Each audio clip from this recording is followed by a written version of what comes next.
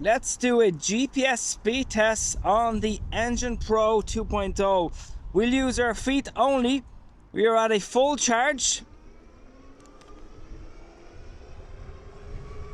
Whoa, torque is crazy from the actual rear motor. Whoa, that torque sensor is really weird, but kind of nice at the same time. Let me try again. Okay, now we have a longer stretch. Let's pedal as hard as possible. Let's see what we can get. Should get around 40, maybe 45 kilometers an hour. I'm going as hard as possible. Okay, so we are after bottoming out.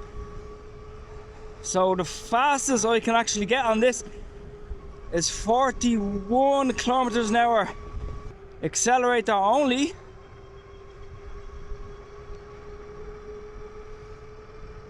Let me see, 40 kilometers an hour, 41, 42, 43 kilometers an hour, acceleration only, 44, 45 kilometers an hour, acceleration only.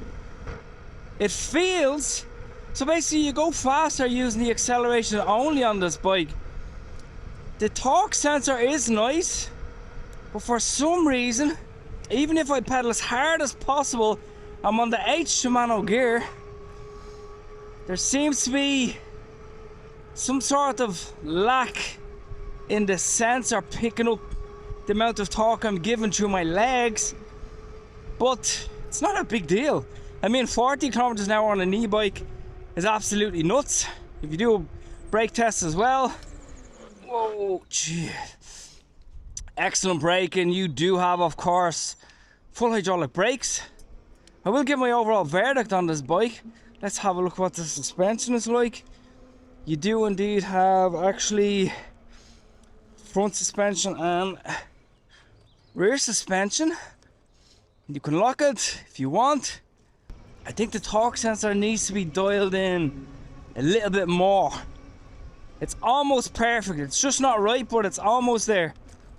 So if you haven't noticed already, this bike has actually the accelerator on the left. You could switch it around, but for me, it doesn't actually bother me at all. I think this is my second or third e-bike that actually has the accelerator on the left. But yeah, it's actually quite good. I do like it. I thought I would not like it when I first tried it on an e-bike, but it's pretty good. Testing the suspension on bad gravelly ground here. I have had e-bikes that have 26-inch wheels, but they're way too big and unnecessary in my opinion. So 20-inch is absolutely perfect. Handling is great on this e-bike because it's actually extremely lightweight. We can do a hill test here. We do have a 52 volt 16 amp hour battery on this bike, motor of over 70 newton meters of torque. So we should be able to go up this hill here, no problem at all. Yes, it literally just screams up that hill compared to the little brother 48 volt EP2 Pro that I reviewed a very long time ago on the channel. Even if you want to go on gravel, even if you want to go on grass, of course performs well because of those really big chunky tires. Going up hills, average size hill would not be a problem with a bike like this because you literally have so much power there, and of course you can use your legs if you wanted to. It's entirely up to you. Again, very bad ground here, rough ground, gravel, bit damp, performing very well. Range on this up to 110 kilometer range.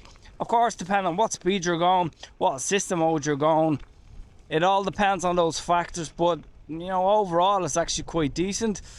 Also, with this e-bike, you do now get a 3 amp hour fast charger, which means you can take just over 5 hours to charge fully.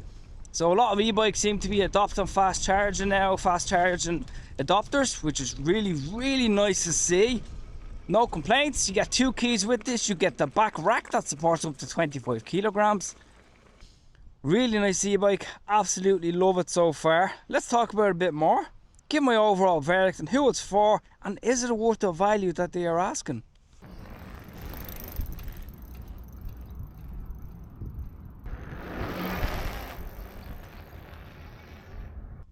So I've reviewed so many bikes over the past few years from Engwe and other companies, and I've wanted to review this model for quite a while, and I'm going to tell you why. But first of all, let's talk about the specs of this 2.0 model. Now, a good few years ago I reviewed the Engwe EP2 Pro, which is a lot cheaper than this model, but the specs of this are a lot higher. So what we have is a 52 volt 16 amp hour battery on this with a range of up to 110 kilometers. You also have a 75 newton meter torque from the rear, which gives phenomenal power, so for hill climbing this bike won't give you an issue at all.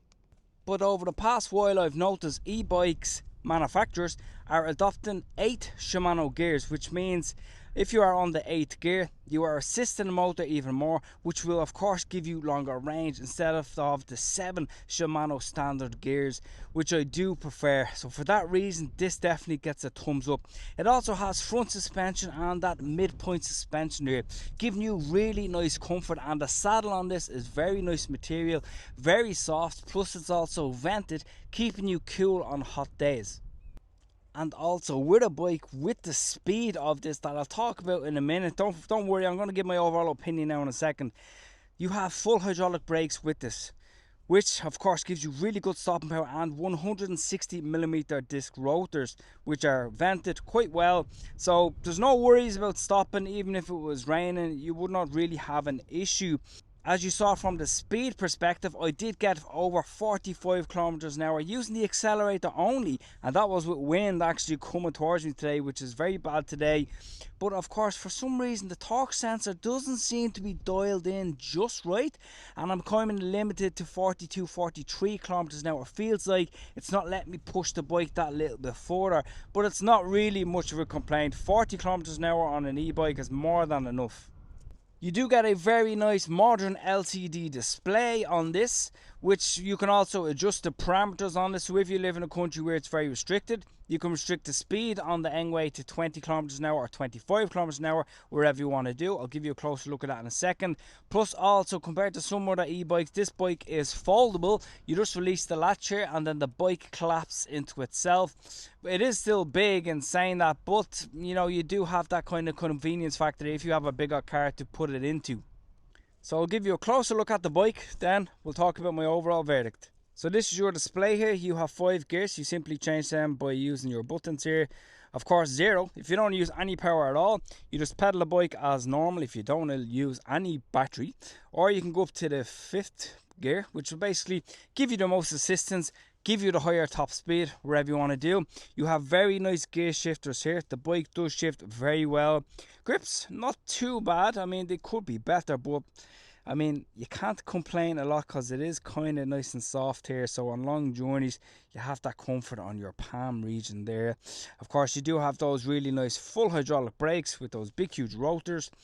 Another cool thing about this bike is that the saddle and of course the handlebars are actually completely adjustable, so this bike will suit any height whatsoever. You do also get a back rack here as standard, which supports up to 25 kilograms. There is no collapsible pedals on this bike, but you can buy them quite cheaply. That is your midpoint suspension there. Of course that is your front suspension there, which again if you want you can lock it into position. Another good thing as well is if you need to lock this bike, the best point would probably be to use would be this one here, and locking it up to something very strong. Nice saddle there, like I mentioned, which is vented, very comfortable indeed. Again, completely adjustable. You have rear lights, no indicators on this bike, but you know, it's not much of a deal breaker. And of course you have your front LED lights. You do get of course the mud guards, which is good because in some bikes you don't get mud guards. So you have front mud guard, rear mud guard that do a decent job. Cable management on these style of frames is kind of always the same, to be honest. You do have of course a lot of cabling coming down here, of course, because there's so many electronics up on top, and it cannot be hidden in the frame because your battery is here and your controller is in the back as well. Now one thing is, this bike is generally IP54 rated like a majority of them, but if you do need to ride in the rain, I get asked this question quite a lot, best thing to do is to buy clear Gorilla Tape and pop around this area here so that water cannot run down and get in here and damage the controller. Not really much the battery, but more so the controller. I know that this did happen to a friend on an e-bike on the old EP2 Pro. So cheapest thing, Gorilla Tape around this seam here. Of course, if you're not folding the bike constantly, that would be the thing to do, and you generally should not be worried at all. It only costs around €10 maximum, and it'll take you about 1 minute to do. So what more could you want? So what will my overall verdict be of the 2.0? I think the speed is fantastic, the range is fantastic, you can adjust the handlebars, you can adjust the saddle, torque is nuts from that, because you have of course the 52-volt battery to go along with it. You do of course get a fast charger with this, which is 3 amp hours, giving you charging time of only 5 hours, just over 5 hours. What more could you want? Again, you can fold it, you have the suspension there, you have the stopping power, you have the safety, really nice throttle design. No complaints at all. This retails for around €1,400, give or take. So is it worth that money? To be honest, I think it is actually worth that money, because you're getting a lot for your money, and it has more than enough torque, to be honest. So it's definitely a great buy, something to definitely consider. If you don't have that high of a budget, you can go for the little brother of this, which is the EP2 Pro, that I will link at the end of this video, so you can go and check that out. It is around €900 for the EP2 Pro, but it is on the lower spec side. But overall, absolutely love this 2.0 model. So yes, in the meantime, if you have enjoyed this video, give it a like. Any questions, comments, post down below. I always reply to every single person. In the meantime, stay safe, and I'll talk to you in the next video.